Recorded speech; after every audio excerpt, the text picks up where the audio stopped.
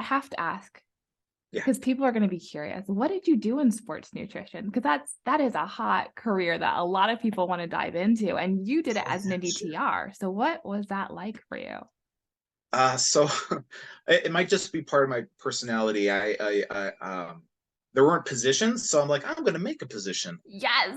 So I've always been interested and active in Brazilian Jiu-Jitsu, boxing, and it's called Kuksulwan. It's a type of traditional martial art. So throughout high school and in college, and so I was working out at a gym, and I decided that I can offer something. Maybe this is something I can do as like a small business, and so I approached the owner, the head trainer, and I said, "Hey, you have a competition coming up. Why don't I help walk you through a proper weight cutting program to get you ready?"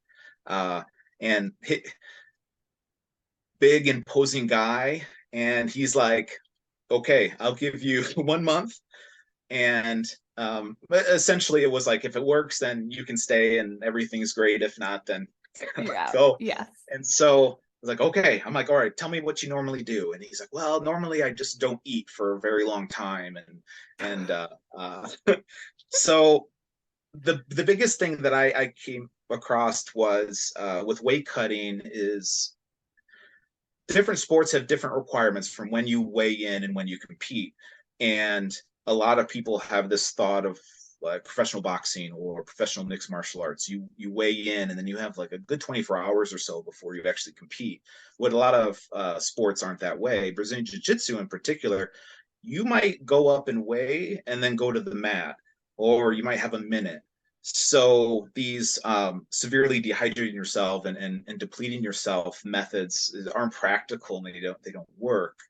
Um, a lot of athletes are used to doing that, and so they compete that way, and it just feels normal.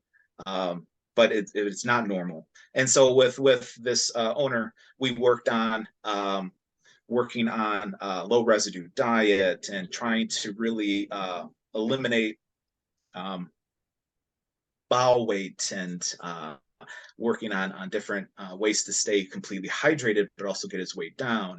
And so that was that was kind of a challenge because I didn't want him to eat any like he loved apples, and I didn't want him to eat the peels. So I would give him a bunch of applesauce and things. And then it was the night before he was chomping down on an apple. I'm like, okay, I think this will be okay. This is the night before. And I was super stressed because I'm like, this is my like chance to really make it happen. And luckily, he made weight, and he said that he felt the best that he's ever felt competing and being at weight. And so from there, he really promoted me to other people in the gym, and then from there, I just kind of branched out and I worked with other people. So that's really how that all got started. That is everything you say. That is such an encouraging story, because there wasn't a job, you made the job. And then what you're doing, that is some intense nutrition science that you are implementing, and interventions. And then you made your own, you made it work. Yeah, and I have to say that the academy was helpful with that as well, because Yeah. the sports nutrition, was a collegiate and sports nutrition dietitians group. Uh, I joined that group as a member, and everything I could like find they had, and I could send an email to a sports dietitian at like let's some university and be like, oh yeah, this is what we do with our wrestlers and stuff. I was like, oh, that's great. I'll give you so the information's out there. You just got to go and get it.